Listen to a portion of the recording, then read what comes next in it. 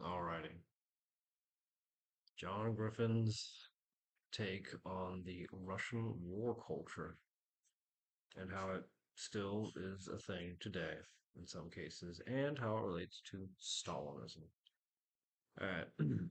Russia is always perceived as the alpha male, the winner, the tough fighters, the brutes, so to speak, because it has become ingrained into their culture.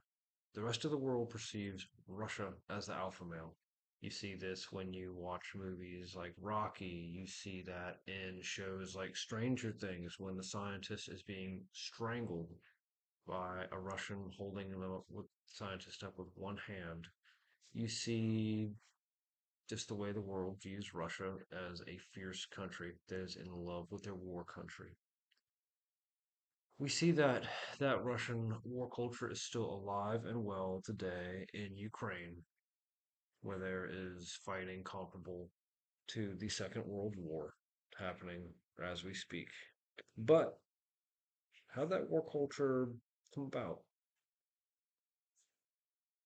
Well, even if it was tried to be taken away, hearts and minds do not matter in Russia, in their society, as far as speaking out.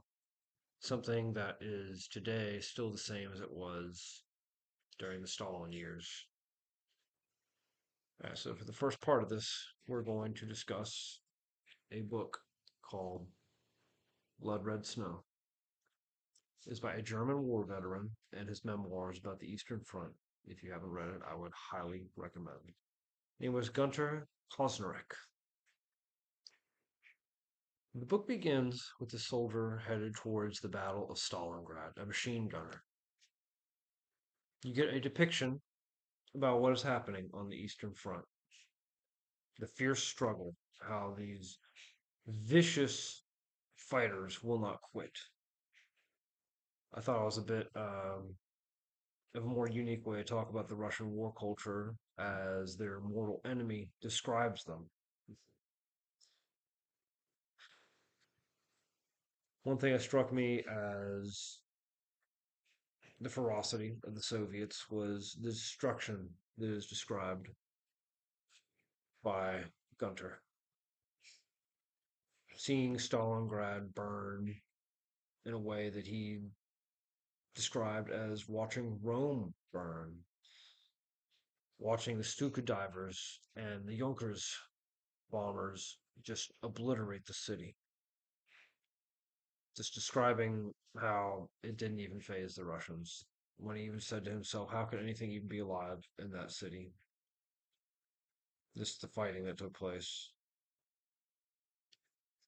One thing that also paints a really, really good, accurate picture of the Russian war culture in the book is the way he describes a complete disregard for human life by the Soviets. That always translated to me as indoctrination by the Soviets to their troops. They were willing to die.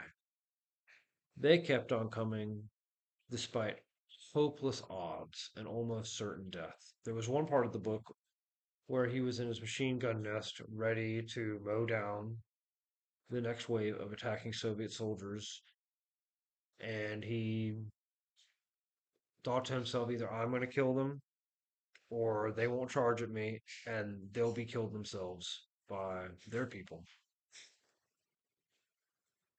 Whether it was the people charging against the machine guns and the Germans, or the people pulling the trigger on their own Russian soldiers, it shows very strong indoctrination, something that Stalin was basically known for after the Second World War. Russians refused capture. They would rather die than be taken prisoner. Also, more evidence of intense indoctrination. Also talked about the civilian population wanting to, just giving them looks like I want to kill you because of indoctrination. The Nazis weren't just fighting a ferocious enemy when they attacked the Soviet Union. They were fighting an ideology that was fueled by intense indoctrination. All definitely at the will of Joseph Stalin. The next article we're going to talk about for describing the Russian war culture is an article by Jan Mem, Recycling the Collective Memory of the Great Patriotic War. Russia paints itself as a peace-loving nation attacked by an animalistic foe in retrospect with World War II. Now, Russia's a lot of things, but peace-loving, well, ask the Polish how they felt about that, or the Finns. Yeah. War united the Soviet Union, in contrast to things like NEP and collectivization dividing the population against the state, with Joseph Stalin viewing it as a shaky foundation for moving forward because of the division in the people. Stalin put himself in every centralized portion of the war he could after the victories began. You can compare that to more recent times with Vladimir Putin after the fall of the city of Suja with a brilliant surprise attack that ended in the recapturing of the Russian city when Putin made a very, very, very obvious political stunt by coming to the command post in fatigues, centralizing himself with that victory. Stalin did very similar things, except in those days it was not immediate press releases. They were on your television, it was in the newspapers. Even after Stalin's death, the Soviets made up aspects about the war to fit their propaganda because, again, the war culture in Russia unites the population, even after World War II, with the Cold War, with conflicts like Korea and Vietnam, and later Afghanistan. They wanted to unite the people. They wanted to have their propaganda match the war efforts. Heroic imagery of soldiers fighting resonated with the public, and it still does. From what I've heard, you can still go on the Russian recruitment website and see pictures of Soviet soldiers fighting heroically with captions like, do like your ancestors did. It's still a thing. Now, the post Soviet leadership under Boris Yeltsin did away with military parades. We saw a short period of time in the Soviet Union where the war culture was attempted to be done away with. But fast forward to the late 90s, and Vladimir Putin comes back to power. Someone who had lost family members in World War II, someone who felt feels a very strong connection to it. And he brought the military parades back. He wanted to reignite Russia's love for the Great War, the patriotism that all went with it.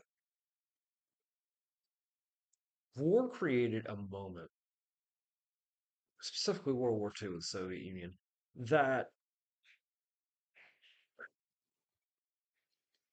aligned the public's interest with the states. We see that today in the war in Ukraine, except instead of, oh, hey, we're fighting Nazis, they're on our soil. We're in a direct war with NATO. It is us versus them. Putin has used this war just as Stalin used the Great War to their benefit. Now, when this article was written, it was 2020, 2021, I believe. And the author ends the article saying that the war culture has a shelf life. Well, I believe that there are two possibilities to this. One, Russia's shelf life got a lot longer with the conflict in Ukraine. Or it will never go away at all because of how deeply ingrained the war culture is with Russia and everyday life. Now, the third article we're going to discuss today is The Memory of the Second World War in Soviet and Post-Soviet Russia by David Hoffman. As an American, we can look at American exceptionalism. We oftentimes, anytime you see a war represented to us in school, or just the picture of good versus evil, World War II. It's going to be World War II. It's not going to be Vietnam. It's not going to be World War One. It's going to be World War II. And Russian sensationalism is absolutely comparable to that. Absolutely comparable to that. World War II, all day long. That was Joseph Stalin's bread and butter. Maybe not at the start of Barbarossa, but after that, yeah, absolutely. It was definitely Stalin's bread and butter for what pushed his policies forward, for what united his country, and what he continued with. Now, there was also other great examples of Russian sensationalism, like when General Winter beat Napoleon Bonaparte. But a lot of what you see in the Russian war culture is an example is Stalin calling on his armies to fight by showing heroic images of their ancestors doing things like fighting Napoleon to win the war against the fascists that had come into the motherland. Today, we see much of the same with Putin fighting in Ukraine, the people. Russia always portrays itself as the winner. And Putin recently said in an article I was reading that Russia cannot lose on the battlefield. Well, there might be Afghanistan, but according to Russian war culture, that's not true. Now, even though Russia always portrays itself as the winner, we see a lot of that with the leaders and how they align themselves with the victory. Stalin distanced himself from the fighting during the start of the Nazi invasion, Barbarossa, because he didn't want to be seen as aligned with the failures. He didn't want to appear weak. Now, once they started to win, he closed the gap and, oh, Joseph Stalin to the win. It was all to his credit. It's a brilliant tactic when you think about it. Now, Stalin's tactics in the modern world by Putin are very similar to that. We talked about the Suja political stunt, PR stunt, with the fatigues a bit ago after that major victory. But when there has been terrible losses in Ukraine, failure, Putin distances himself from it. You're more likely to see Sergei Lavrov making an appearance with that. Putin's signature is World War II, just like Stalin's was World War II, to exemplify the Russian war culture. Wasn't World War One, definitely not World War One. No, second time's the charm with Russia and Putin and Stalin. It is straight out of the Stalinist playbook to have World War II be your signature as a Russian. Now, when you see the sufferings and redemptions for in World War II, you can make a direct compare contrast with that, even though it is apples and oranges, to the gulags, where we learn that is associated with a redemption. World War II was thought of as the redemption for the Soviet Union. Even though most people's family members have been dead, it is considered family involvement in the war. Putin's family was involved in the war. Maybe why he feels such a strong pull to it, or perhaps just the way he was raised in that Russian war culture. Stalin mirrored himself with his ancestors, fighting in struggles. Just when he called on his armies to fight back against the Germans with the heroic images, just as Putin mirrors himself to his ancestors fighting in World War II, which translates today in the war in Ukraine.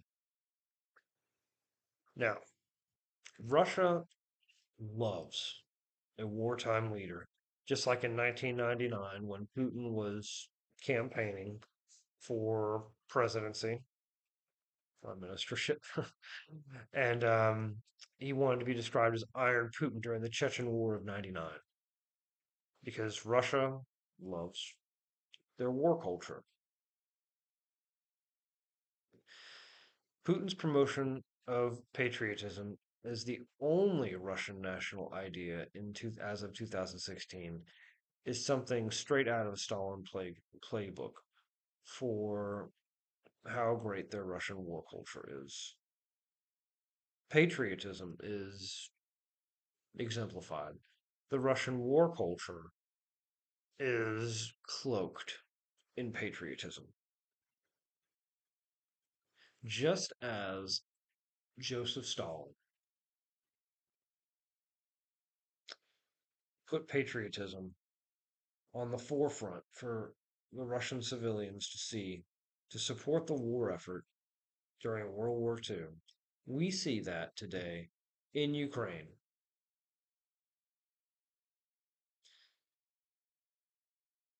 The past is indeed present when it comes to Stalinism and the Russian war culture. I do not think that there is any sign of the Russian war culture having a shelf life or slowing down.